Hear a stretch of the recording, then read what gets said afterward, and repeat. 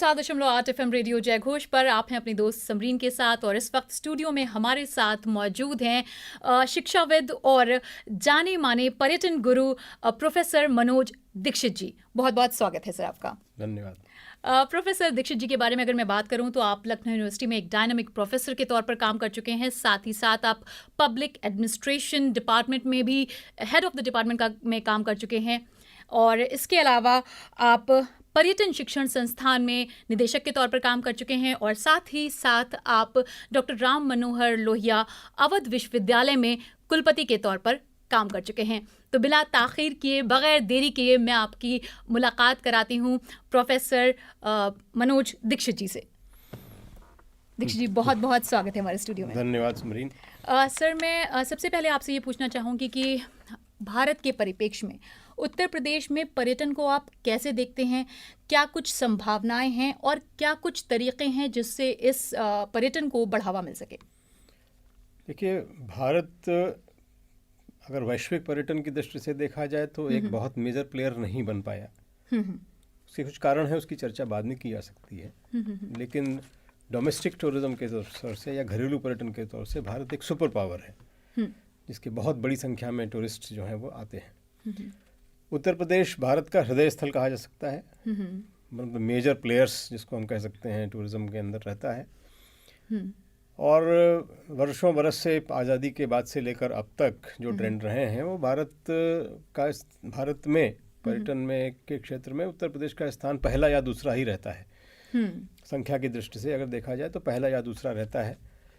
जिन वर्षों में कुंभ होता है उसमें उन वर्षों में पहला रहता है और बाकी वर्षों में आंध्र प्रदेश और तेलंगाना के साथ लगभग दूसरे स्थान पर रहता है। लेकिन एक मेजर प्लेयर के रूप में उत्तर प्रदेश को देखा जा सकता है। लेकिन ये सारी उपलब्धियां मेरे दृष्टि से अभी बहुत सेटिस्फाइंग नहीं है, बहुत संतोषप्रद नहीं है, क्योंकि संभावनाओं के से देखा जाए तो भारत और उत्तर प्रदेश दोनों के अंदर ही इतनी संभावनाएं हैं जिसका शायद हम अभी 20 से 25% ही टैप कर पाए हैं और बाकी को टैप करना अभी बाकी है। बहुत सारे कारण रहे हैं, बहुत सारी पास्ट में लैक ऑफ फोकस जिसको कह सकते हैं, उसके लैक ऑफ इम्प्रेशन बहुत कह सकते हैं।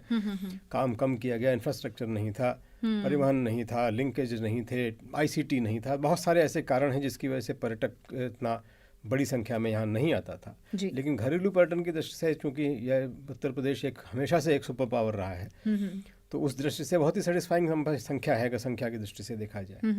लेकिन संभावना और संख्या दोनों में अभी मिसमैच है, ऐसा हम लोगों को सभी को लगता है, सारे पॉलिसी मेकर्स को लगता है। हम सब जो लोग भी ऑनलुकर्स हैं या जो कहें कि पर्यटन से जुड़े हुए लोग हैं, सभी को लगता है कि संभावनाओं के क्षेत्र में उत्तर प्रदेश बहुत कुछ अभी और कर सकता है। उत्तर प्रदेश के बहुत सारे क्षेत्र और बहुत सारे एरियाज हैं वो भी अनटैप्ड हैं, उनके ऊपर अभी काम नहीं हो पाया है। लेकिन पिछले वर्षों में जो प्रगति की जो रफ्तार बढ़ी है या यूँ कहें कि इंफ्रास्ट्रक्चर का जो डेवलपमेंट हुआ है उसके बाद से ये संभावनाएं और अधिक बलवती हो जाती हैं और ज़्यादा सेटिस्फाइंग हो सकती हैं, क्योंकि network of expressways Uttar Pradesh इस वक्त नंबर 1 है पूरे भारत में, जहाँ पर एक्सप्रेसवेज न केवल बन गए हैं बल्कि चल रहे हैं ऑलरेडी और हमने बहुत बड़े बड़े क्षेत्रों को जोड़ना शुरू कर दिया है ऑलरेडी। अब इनको टैप करने की आवश्यकता है। किस प्रकार पर्यटन की दृष्टि से इन हाईवेज को हमें जोड़ना है, ये एक अलग काम होगा। अभी वो हाईवेज बन गए हैं, ये अलग काम हो गया। क्षेत्रीय हिसाब से देखा जाए तो जो बुंदेलखंड एक्सप्रेसवे बन रही है वो शायद एक गेम चेंजर के रूप में साबित हो सकती है, क्योंकि बुंदेलखंड हमारे यहाँ का वो क्षेत्र है जो कि पूरी तरह उपेक्षित रहा, जिसको हम एक्चुअली कहें और अगर तुलना की दृष्टि से कहें तो मुझे कोई हर्ज नहीं कहने में कि हम लैंड ऑफ वेलर कहते हैं राजपूताना को, जो राजस्थान के हैं, जिन्होंने लड़ाइयाँ कम लड़ी, सरेंडर ज़्यादा किए। एक्चुअल लैंड ऑफ वेलर जो बुंदेलखंड है, जिन्होंने लड़ाइयाँ लड़ी ही नहीं बल्कि लड़ाइयाँ जीती भी और लगातार जीती हैं, उस लैंड ऑफ वेलर का कोई उपयोग हम पर्यटन की दृष्टि से अब तक नहीं कर पाए थे, क्योंकि हमारे पास उसका इंफ्रास्ट्रक्चरली डेवलपमेंट नहीं हुआ था। हमारे पास होटल्स नहीं थे, हमारे पास बसेज नहीं थे, हमारे पास हवाई अड्डे नहीं थे, हमारे पास एक्सप्रेसवे नहीं थे। तो उनका जैसे जैसे विकास हो रहा है, मुझे लगता है कि Bundelkhand is going to be a game changer of the situation. One जो दक्षिण उत्तर प्रदेश जिसको हम कह सकते हैं, वो भी हमारी अभी संभावनाओं के क्षेत्र में बाहर है, अभी तक बाहर रहा है, जबकि वो उसको कहा जा सकता है कि वो शायद एक ऐसा अनटैप्ड अनएक्सप्लोर्ड एरिया है जो कि लोगों की आंखें खोल देगा। देशी और विदेशी दोनों ही पर्यटक वहाँ कम जाते हैं। करेक्ट। लेकिन वो आंखें खोलने वाला क्षेत्र है, वो इतना सुंदर, इतना अद्भुत, इतना ग्रीन, इतिहास से भरा हुआ, मिस्ट्रीज से भरा हुआ, झरनों का जो एरिया है, जो जहाँ हम झरने कहते हैं उत्तर प्रदेश में, अब शायद नहीं है लेकिन है, वो हैं, तो वो साउथ में ही हैं हमारे उत्तर प्रदेश के दक्षिण क्षेत्र में। सोनभद्र, मिर्ज़ापुर, रावर्टगंज इलाके जो भरे हुए हैं हमारे, और बनारस से बहुत दूर भी नहीं है, लेकिन बनारस से एक मेजर क्षेत्र बन जाता है और ये क्षेत्र उपेक्षित रह गए हैं क्योंकि इनके ऊपर काम नहीं हुआ था। अब ये सब लिंकेजेस में आ गए हैं, जो कॉरिडोर्स बनना शुरू हुए हैं, विंध्याचल का कॉरिडोर जो बन गया, काशी विश्वनाथ का कॉरिडोर बन गया, अब इनके बीच में जो सड़कों का जो जाल बिछ रहा है, वो जाल उत्तर प्रदेश के पर्यटन को नई दृष्टि दे सकेगा, एक नया आयाम दे सकेगा, ऐसी संभावनाएं मुझे साफ साफ दिखती हैं। और संख्या की दृष्टि से फिर वो संख्या कहाँ जाएगी आप नहीं कह सकते, क्योंकि उत्तर प्रदेश भारत की दृष्टि से एक राज्य हो सकता है, लेकिन वैश्विक दृष्टि से देखा जाए तो दुनिया का छठा सबसे बड़ा देश हो सकता है। करेक्ट। और यूरोप की पूरी पॉपुलेशन को से ज़्यादा पॉपुलेशन तो उत्तर प्रदेश में, कई देशों से मिलाकर ज़्यादा पॉपुलेशन तो हमारे उत्तर प्रदेश के पास ही है। तो अगर हम देखें कि यूरोप के छोटे छोटे देश इतना पर्यटन ले लेते हैं, उत्तर प्रदेश जैसा प्रदेश, 26 करोड़ की जनसंख्या का प्रदेश, इतना बड़ा भूभाग, इतनी बड़ा वैरायटीज़, वो क्यों नहीं ले सकता? वो अब ले सकने की स्थिति में आ रहा है, जैसे जैसे इंफ्रास्ट्रक्चर डेवलप हो रहा है, जैसे जैसे सरकार ने कुछ बहुत अच्छे समग्र प्रयास पीछे दिनों में किए हैं। विशेष रूप से जैसे जिला स्तर पर जो अभी उन्होंने पर्यटन और सांस्कृतिक परिषद का गठन किया, ये बहुत बड़ा गेम चेंजर हो सकता है, क्योंकि हमारी समस्या ये है कि हमारी शिक्षा व्यवस्था हमारी तरफ जाती नहीं थी। हम सब ने जो पढ़ा है वो यूरोपियन सिस्टम से पढ़ा है। करेक्ट। वो हमारी तरफ जाती नहीं थी, वो हमें अपनी तरफ देखने ही नहीं देती थी। तो जब हमें अपने बारे में कम पता है तो हम दूसरे को बताएंगे क्या? राष्ट्रीय शिक्षा नीति ने भी ये प्रयास शुरू कर दिए 2020, इसलिए मैं कह रहा हूँ गेम चेंजर है। 2020 से राष्ट्रीय शिक्षा नीति आती है जो आपको अपनी ओर झांकने के लिए प्रेरित करने जा रही है। आगे आने वाले वर्षों में जब आप अपने बारे में जान पाएंगे तो दूसरों को अपने बारे में बता भी पाएंगे। हमें जो अब तक अपने बारे में बताया गया था कि हम एक अजीब सा देश है, हम जादू टोने वाले लोग हैं, हम पढ़े लिखे नहीं हैं, सांस्कृतिक रूप से हमको समृद्ध केवल ब्रिटिशर्स ने किया, वरना हम तो जंगली थे। हमने ये सब पढ़े हैं अपनी सोच, ये हमारे अंदर डाला गया, ये हमारे अंदर हमें बताया गया। तो हम हीन भावना से ग्रसित लोग थे जो हम अपने बारे में जानते नहीं थे। लेकिन अब हमने पिछले 8-10 वर्षों से जब ये जानना शुरू किया कि हम हैं क्या, हमारा इतिहास क्या, सिनेरियो बदला है, तब हमें ये समझ में आता है कि जब हम इस देश में उन शासकों के कार्यकाल को पढ़ाते हैं जिन्होंने आपको पददलित किया, जिन्होंने आपको प्रताड़ित किया, जिन्होंने आपको हतोत्साहित किया, और उनको छोड़ जाते हैं जिन्होंने देश का निर्माण किया।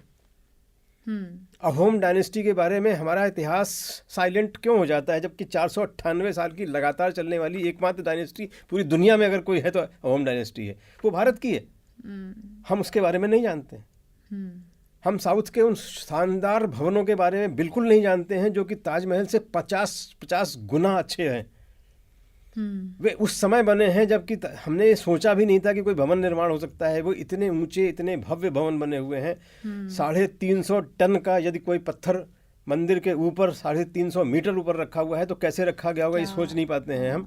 लेकिन हम उसके बारे में साइलेंट रहे। क्या इंजीनियरिंग रही होगी इसके पीछे? हम साइलेंट रहे क्योंकि हमारे इतिहासकारों ने उस दृष्टि से देखा ही नहीं। अब हमने अपने इतिहास को समझना शुरू किया तो हमें अपनी संस्कृति भी समझने आने लगी।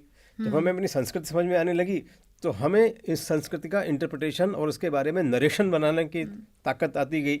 जब वो ताकत आती है तब पर्यटन आता है। पर्यटन is all about knowing, exploring.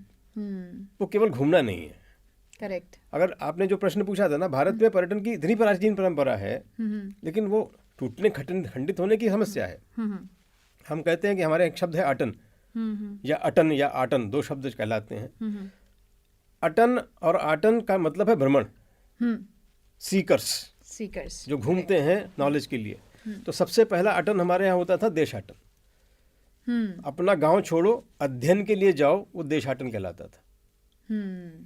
और आपने अगर भारतीय परंपराओं में देखा होगा कि भारत में जब ब्रह्मचारी का यज्ञोपवीत किया तो उसको कहा कि अब तुम अध्ययन करने काशी जाओ। ये सिंबॉलिकली कहा जाता था। अध्ययन यहाँ रहकर नहीं होने वाला है, अध्ययन के लिए भ्रमण जरूरी है। तो पहला अटन हमने किया देशाटन, जो हमारी शाश्वत परंपरा है पुरानी जमाने से। दूसरा हमने किया तीर्थाटन। जब हम तीर्थाटन या पिलग्रिमेज के क्षेत्र में आगे बढ़ने लगे, ये हमारा एक प्रणाली भी आने लगी, तो तीर्थ के लिए अटन करना, ये दूसरा अटन हमने किया। और ये तीसरा अटन है पर्यटन। ये इसको कहा गया लेजर और प्लेजर के लिए घूमना। लेजर और प्लेजर, ये तीसरा है।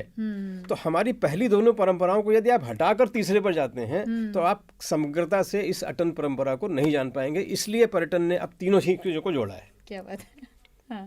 जिसको आप कहते हैं ना कि स्टूडेंट्स के लिए जोड़ा, स्टडी टूरिज्म, एजुकेशनल टूरिज्म जिसको कहें, तो वो पहली परंपरा है देशाटन की। दूसरी परंपरा तीर्थाटन की, पिलग्रिमेज को। ये हमारा डोमेस्टिक टूरिज्म का मेन स्टे है। एक फंक्शन में कितने लाख लोग आ जाते हैं, कितने करोड़ लोग आ जाते हैं, इसकी गिनती से गिनना मुश्किल हो जाती है। करेक्ट। और उत्तर प्रदेश ने एक बहुत सुंदर प्रयोग कर दिया इस बार से। मुझे बहुत ही खुशी हुई। मैं एक्चुअली आह्लादित हूँ क्योंकि मैं बहुत वर्षों से ये सोचता था, कहता था कि ऐसा होना चाहिए। कुंभ भारत में उत्तर प्रदेश का हेवीली मार्केटेड इवेंट है, जिसको आप कह सकते हैं, अगर इवेंट कहा जाए। इवेंट में कहना नहीं चाहूँगा क्योंकि इवेंट ऑर्गेनाइज किए जाते हैं, कुंभ स्वतः ऑर्गेनाइज होता है, वो हमें करना नहीं होता, वो अपने आप ही आया होना ही है। लेकिन फिर भी अगर आप माना जाए मार्केटेड इवेंट के पॉइंट ऑफ व्यू से देखा जाए तो कुंभ हमारा मेन स्टे है। बहुत बड़ी संख्या में लोग और करोड़ों लोग आते हैं, और उसमें फॉरेन टूरिस्ट भी, हमारा जो इंटरनेशनल टूरिस्ट भी, वो भी लाखों की संख्या में आ जाता है उसको देखने के लिए, इस अद्भुत, क्योंकि it is said to be the biggest human congregation on earth, जब वो होता है अपने आप में। लेकिन वो उसकी एक फ्रीक्वेंसी है, 12 वर्ष में होगा, 6 वर्ष में होगा, और उसके बाद फिर नहीं होता था। तो हम 6 वर्ष तक उसका इंतजार करते थे कि वो हो पाए। लेकिन हम इस बात को भूल जा रहे थे बार बार कि उसी स्थान पर उसी तरह का एक इवेंट बगैर हमारे कहे हर वर्ष होता है। वो माघी जिसको कहलाती है, अयोध्या, वो प्रयाग के ही संगम पर होने वाला वार्षिक कार्यक्रम है माघी। 1 महीने तक कल्पवासी वहाँ आते हैं और अपनी तपस्या करते हैं, अपना स्नान करते हैं और रहते हैं। ये हर वर्ष होता था। अच्छा। लेकिन ये मार्केटेड नहीं। हाँ। तो एक समस्या थी कि इसको कैसे मार्केट किया जाए। हम लोगों ने सबने विचार किया और सरकार ने इस बात को विचार करके अपना निर्णय भी दे दिया कि इसे हम वार्षिक कुंभ कहें। क्या बात है। तो जो कुंभ का जो मार्केट मैकेनिज्म मिल जाता है, हमें मार्केटिंग मिल जाता है, वो कुंभ वार्षिक स्तर पर होते हुए 6 वर्ष पर अर्ध कुंभ और कुंभ और 12 वर्ष पर महाकुंभ का जो आयोजन हो जाएगा, तो उत्तर प्रदेश को अब आपको 12 वर्ष तक लगातार कुंभ मिल सकेंगे। ये एक इवेंट आपके लिए बहुत बड़ा आकर्षण का केंद्र बन सकता है। कुंभ की बात की तो अगर हम बात करें तो उत्तर प्रदेश जो है वो देवों की भूमि कही जाती है। भगवान राम हो, चाहे श्री कृष्ण हो, चाहे महावीर जी हो भगवान, या फिर भगवान महात्मा बुद्ध हो, ये सब यहीं मिले आपको और यहीं पर उनका जन्म हुआ। और सारे धर्मों के मानने वाले के लिए जो उत्तर प्रदेश है वो एक प्रमुख राज्य है। आप इसको पर्यटन की दृष्टि से किस तरह से देखते हैं? कई वर्ष पहले मैंने उत्तर प्रदेश राजेश टंडन ओपन यूनिवर्सिटी के लिए एक खंड लिखा था, उत्तर प्रदेश में धार्मिक पर्यटन। उसमें कई यूनिट्स हैं, कई इकाइयाँ हैं जो मैंने लिखी थी उस समय। उत्तर प्रदेश को यदि देखा जाए तो अगर देखा जाए धार्मिक का एक स्तंभ है, केवल एक धर्म का नहीं, सभी धर्मों का स्तंभ बन जाता है, बल्कि वैश्विक स्तर पे फैला है ये। और ये एक बहुत अद्भुत नज़ारा उत्तर प्रदेश दे सकता है। उदाहरण के लिए यदि आप किसी एक धर्म की बात करें और उसके सेक्ट की भी बात करें, यदि हम शैव की बात करते हैं तो शैव से जुड़े हुए सेक्ट में हिंदू धर्म में आपको सब मिलता चला जाता है। यदि हम वैष्णव संप्रदाय की बात करते हैं, सेक्ट की बात करते हैं, तो वैष्णवों से जुड़ा सब कुछ मिल जाता है। यदि हम बुद्ध की बात करते हैं तो बुद्ध का पूरा ट्रेल ही उत्तर प्रदेश में है।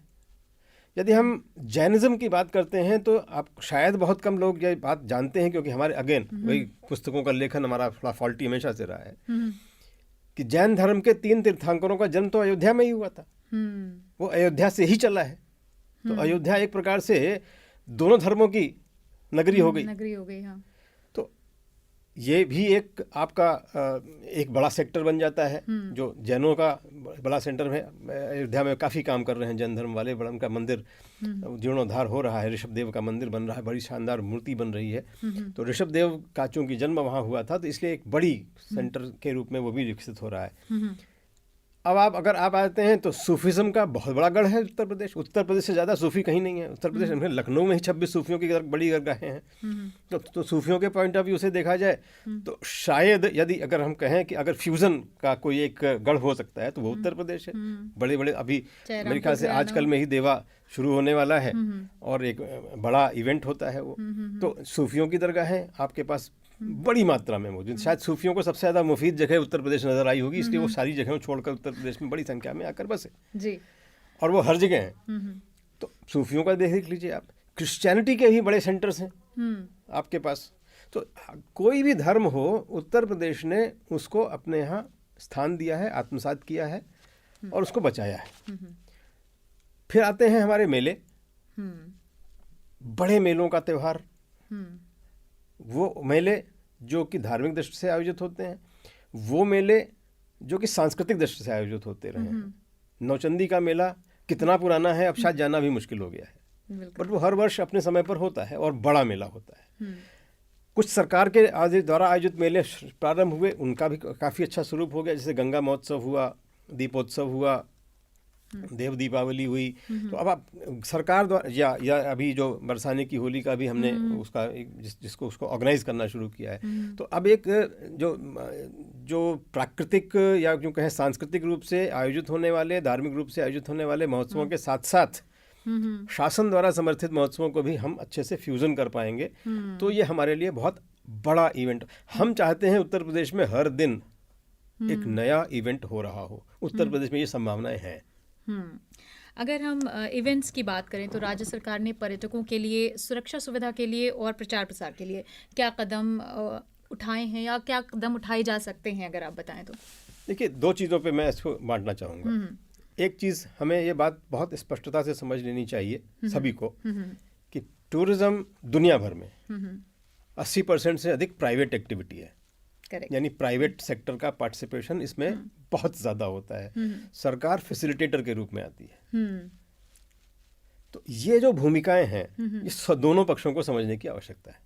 लेकिन जैसे क्योंकि अगर प्राइवेट सेक्टर का ऑपरेशन यदि है तो प्राइवेट सेक्टर को फैसिलिटेशन चाहिए, वो सारी सुविधाएं दे देगा। पहले सरकारी सेक्टर बहुत बड़ा था, वो खुद करता था ये काम। लेकिन अब देखते देखते आपने देखा होगा कि पूरी दुनिया में यही स्थिति है। ये भारत के लिए या उत्तर प्रदेश के लिए कोई अजीब स्थिति नहीं है, पूरी दुनिया में ये स्थिति है कि largely it is private sector. But उसको आप कैसे फैसिलिटेट, रेगुलेट और मॉनिटर कर सकते हैं, ये क्षमता आपको विकसित करनी है। इसलिए उनका पार्टिसिपेशन बहुत ज़रूरी है। उनका विलिंग पार्टिसिपेशन हमारे पर्यटन की व्यवस्था को मल्टीफोल्ड विकसित कर सकता है। बिल्कुल। वो चाहे टूरिज्म ट्रांसपोर्ट हो, वो चाहे टूरिज्म ऑपरेशन हो, वो चाहे ट्रैवल एजेंसी मैनेजमेंट हो, वो चाहे ट्रांसपोर्ट मैनेजमेंट हो, वो चाहे स्टे हो, एकोमोडेशन हो, या जो हमारी एंटरटेनमेंट पॉलिसीज़ हैं वो हों। ये सारी चीज़ें मिलाकर सरकार का फैसिलिटेशन और प्राइवेट सेक्टर का participation can be a winning target. जैसे राजस्थान में जैसा हुआ है, जैसा केरल में हुआ है, जैसा गोवा में हुआ है। ये टर्न अराउंड इसलिए हुए हैं क्योंकि प्राइवेट सेक्टर के पार्टिसिपेशन विलिंग और स्पॉन्टेनियस हो गया। सरकार ने बहुत समर्थन दिया उनको, और इसकी वजह से आप देख सकते हैं कि वो तीन राज्य मैंने इसलिए मेंशन किया कि तीनों सुपर पावर के रूप में उभर के आगे भारतीय पर्यटन के तौर पर। एक और मैं आपसे जानना चाहूँगी बात, जैसे अयोध्या में जो दीपोत्सव, भव्य दीपोत्सव अगर कहें उसको, दिव्य दीपोत्सव जी, की शुरुआत में एक अहम कड़ी आप रहे हैं। तो इस सिनेरियो में अयोध्या में क्या कुछ बदलाव आया है और क्या क्या बदलाव आप देख सकते हैं वैश्विक पर्यटन की दृष्टि से? क्या क्या आपको आगे बदलाव दिख रहा है? देखिए, अयोध्या तो अब हम ये कह सकते हैं कि उत्तर प्रदेश में दृष्टि में अगर आप देखा जाए तो इस्टेब्लिश्ड सिटीज़ को छोड़ देते हैं तो Ayodhya is a happening city now, और वहाँ बहुत कुछ हो रहा है और हर दृष्टि से हो रहा है। और उससे क्या होगा कि अयोध्या में बहुत बड़ी संख्या में पर्यटक आने की संभावना है। उसके लिए जो काम हो रहे हैं, इंफ्रास्ट्रक्चर के काम हो रहे हैं, नेटवर्क के काम हो रहे हैं, रोड नेटवर्क के काम हो रहे हैं, एकोमोडेशन की संभावनाएं बन रही हैं, टेम्पल का कंस्ट्रक्शन चल रहा है। इसके अलावा इवेंट्स की बात आती है।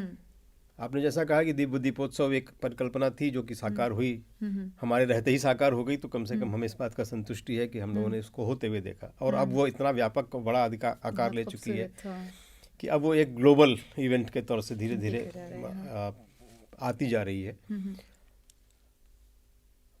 20, 25, 30 साल पहले बनारस की जो देव दीपावली थी वो भी बहुत छोटी सी हुआ करती थी, लेकिन आज आप देख सकते हैं वो मेगा इवेंट है।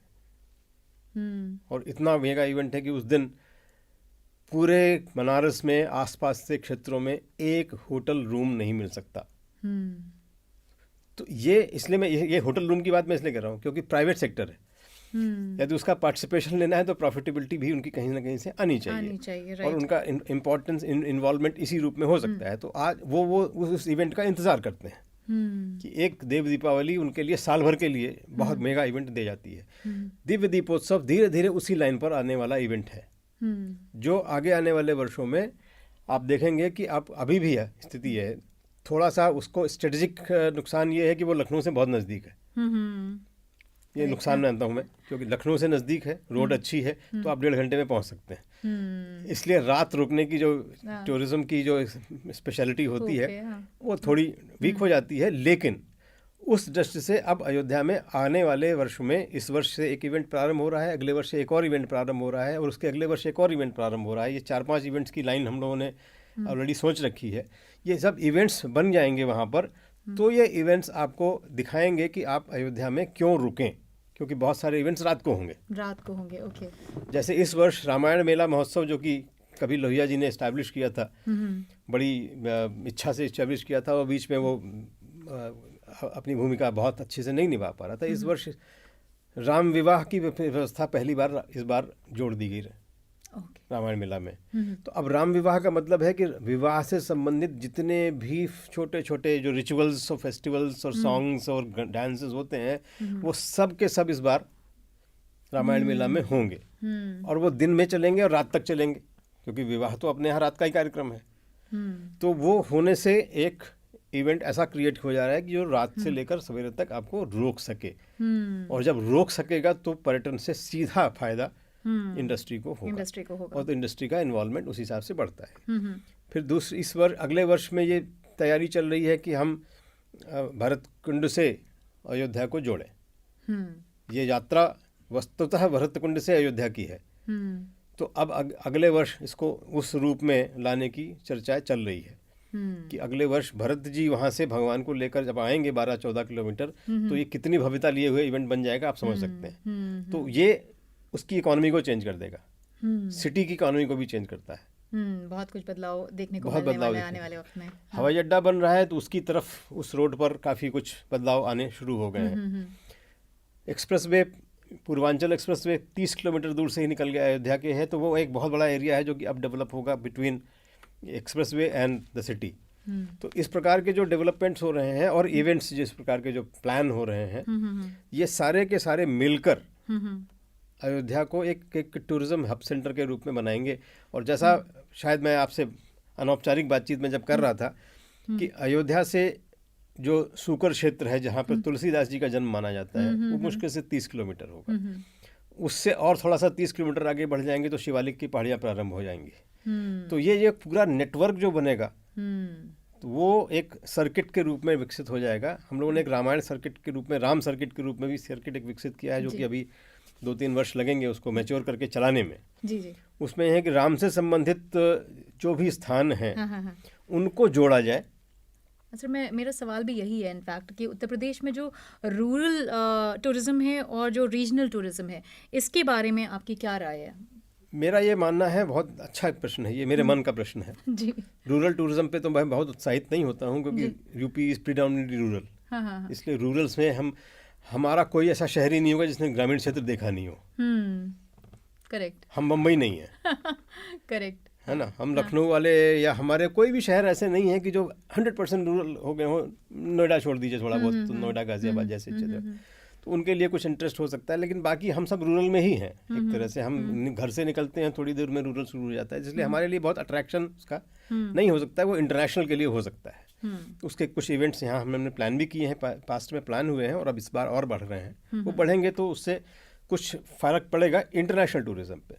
डोमेस्टिक टूरिज्म में मुझे लगता है कि हम लोग प्रेडोमिनेटली रूरल हैं, इसलिए हमें रूरल बहुत ज़्यादा अट्रैक्ट नहीं करता है। राइट। या ऐसा नहीं है कि हम लोगों की पहचान ही गाँव है। करेक्ट, कोई ना कोई लिंक निकल अगर आता है। आपसे कोई परिचय पूछेगा तो आपसे ये पूछेगा कहाँ के हैं आप, हाँ, तो ननिहाल या ददियाल में तो कहीं से आपको तो गांव आप बताना होंगे। पड़ेगा, हाँ, गांव बताना जहाँ आपकी पड़ेगा ज़मीन है। जी। तो गांव हमारी पहचान है, गांव हमारी सांस्कृतिक विरासत है। इसलिए वो जो यूरोपियन कॉन्सेप्ट और रूरल टूरिज्म है और भारत में रूरल टूरिज्म की बात आती है, तो दोनों में बड़ा मिसमैच है। उसको दूसरी तरह से ऐड किया जाना चाहिए। वो उसके कुछ प्रोग्राम्स जैसे आप चला रहे, जैसे आपने देखा होगा कि उत्तर प्रदेश ने जब ये लॉन्च किया कि जो प्रवासी भारतीयों के लिए एक कार्यक्रम सर्च योर रूट्स, कि आइए अपना गांव ढूंढिए और अपना हम मदद करेंगे। और उत्तर प्रदेश सरकार ने, संस्कृति विभाग ने और पर्यटन विभाग ने बहुत बड़ी रिपोजिटरी तैयार करी, लगभग 30,000 लोगों की, जिन लोगों ने यहाँ कभी यहाँ से वो गए थे, उनके गांव ढूंढना, वो एक इमोशनल हो सकती है। वो उस दृष्टि से हम देख सकते हैं गाँव को। लेकिन हमारे लिए, लेकिन जो रीजनल टूरिज्म की बात आपने की, वो एक्चुअली विनिंग मैच है, वो हमारा विनिंग आइडिया है। मैं ये मानता हूँ कि जो हमारे सर्किट्स हैं और रीजनल होने चाहिए रादर देन टॉपिकल। यानी हम यूँ ना कहें कि हम बुद्धिस्ट सर्किट देखेंगे, क्योंकि बुद्धिस्ट सर्किट संख्या से प्रारंभ होकर और सिद्धार्थ नगर तक जाएगा। इतना लंबा सर्किट कर पाना बहुत मुश्किल होता है। और फिर इस बीच में जो कुछ पड़ेगा, क्या हम उसे नहीं देखेंगे? क्या हम वो इंटरेस्ट की चीज़ें छोड़ देंगे? नहीं, ऐसा नहीं होता है। हम नॉर्मली ऐसा करते हैं कि हम जब बुंदेलखंड जाएंगे तो हम पूरा बुंदेलखंड देखेंगे, उसमें चाहे जिस धर्म का कुछ भी स्थान मिल जाए। हम कंप्लीट पैकेज चाहेंगे। तो अगर जैसे आपने देखा होगा ना कि वो राजस्थान वाले क्या करते हैं, अब अगर आप जैसलमेर जा रहे हैं तो रेगिस्तान देख रहे हैं, तो आपको तीनों जिले आपको एक साथ दिख जाएंगे।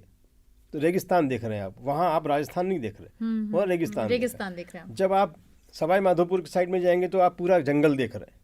उस बीच में कुछ भी पड़ जाए, सब कुछ पड़ जाता है। तो उत्तर प्रदेश इतना बड़ा राज्य है कि आप एक साथ, अगर आप सोचें कि आप वेस्ट से प्रारंभ करके और लास्ट में ईस्ट तक चले जाएंगे और सिर्फ बुद्ध को देख रहे होंगे, तो ऐसे डेडिकेटेड टूरिस्ट हमारे पास नहीं आते। हमें जनरेटिंग मार्केट को भी ध्यान में रखना चाहिए कि जो हमें मिल रहा है वो क्या मिल रहा है। हाँ। तो मेरा ये मानना है कि जैसे अगर आगरा ब्रिज क्षेत्र है, तो आगरा ब्रिज क्षेत्र को पूरा का पूरा एग्जॉस्ट करना चाहिए।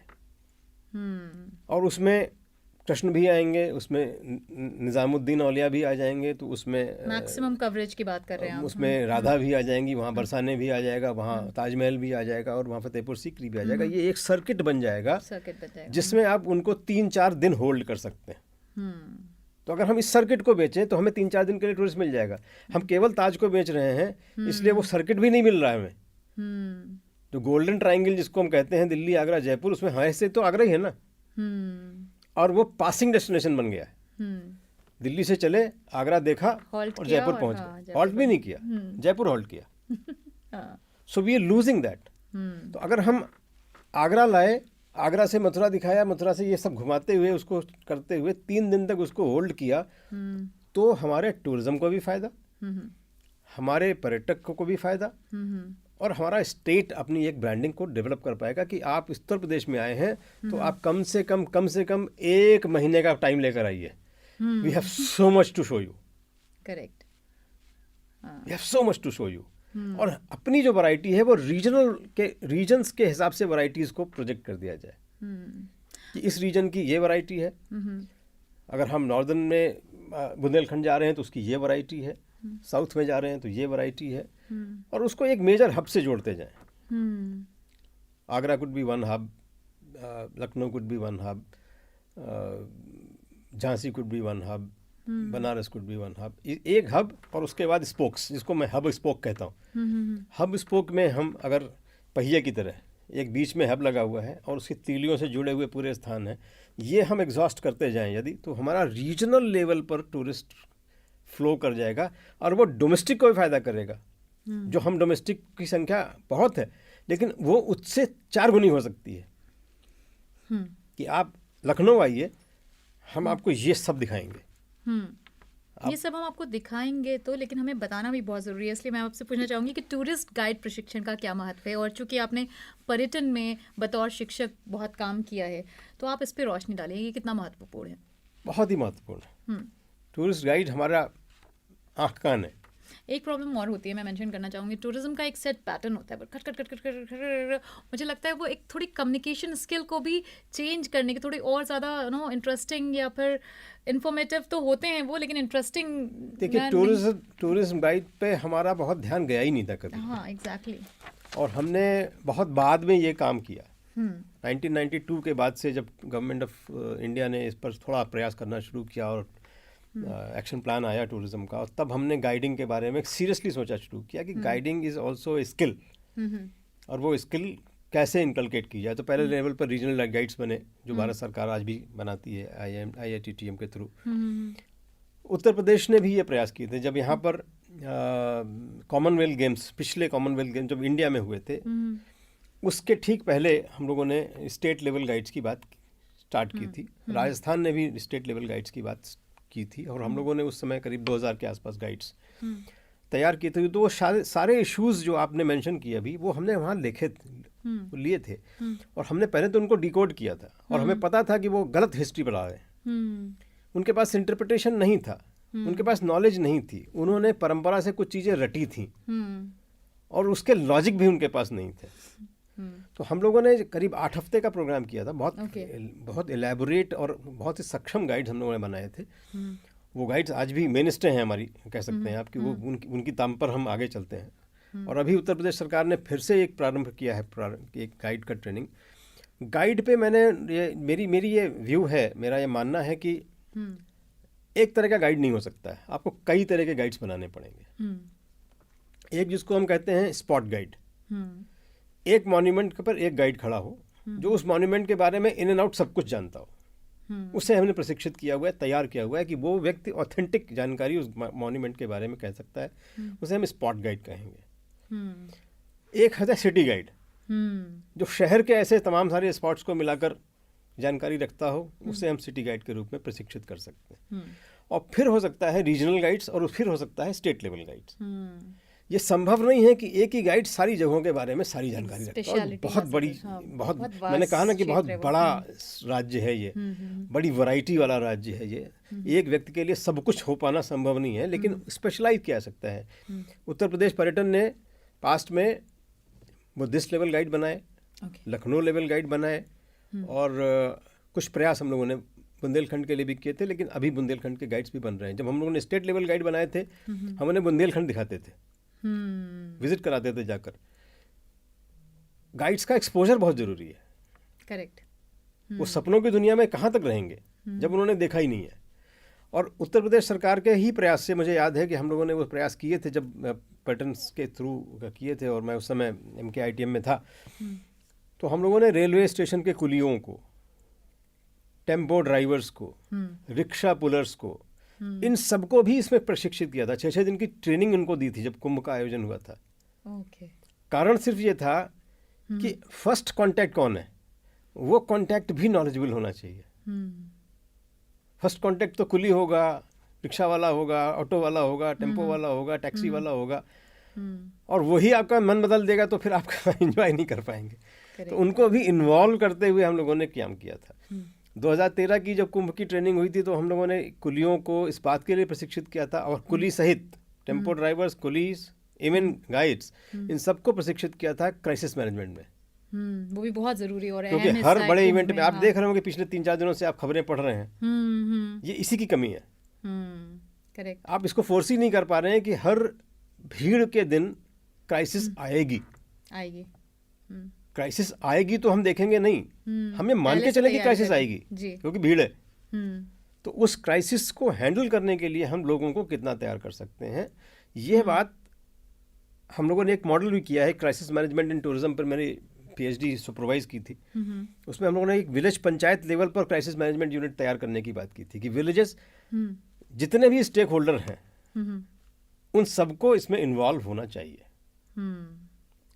अगर वो इन्वॉल्व नहीं होंगे तो जाहिर है वो उसके ऑनलुकर्स हो जाएंगे, वो उसमें कुछ काम नहीं कर पाएंगे। तो इसलिए वो चाहे क्राइसिस मैनेजमेंट हो, चाहे अभी ये जो प्रयास मैं आपको बता रहा था, बहुत अच्छा प्रयास, जो सार्थक प्रयास शुरू किया गया है। प्रत्येक जिले में एक पर्यटन एवं सांस्कृतिक परिषद की परिकल्पना की गई है। प्रमुख सचिव जी से मैं बात कर रहा था, उनकी परिकल्पना बहुत अच्छी परिकल्पना थी उन्होंने कहा कि हमारी इच्छा ये है कि हम गांव में जो उपलब्ध पर्यटन उत्पाद है उसको नोटिफाई कर लें, इकट्ठा कर लें। हमारे पास नहीं है, हम पॉपुलर के बारे में केवल चर्चा करते हैं, जो न्यूज़ में है उनकी चर्चा करते हैं, लेकिन वो न्यूज़ में है और महत्वपूर्ण है, ये दोनों अलग अलग चीज़ें हो सकती हैं। करेक्ट। तो प्रत्येक गांव में कोई ऐसी यूनिक चीज़ हो सकती है जिसके बारे में कोई जानता ही ना हो।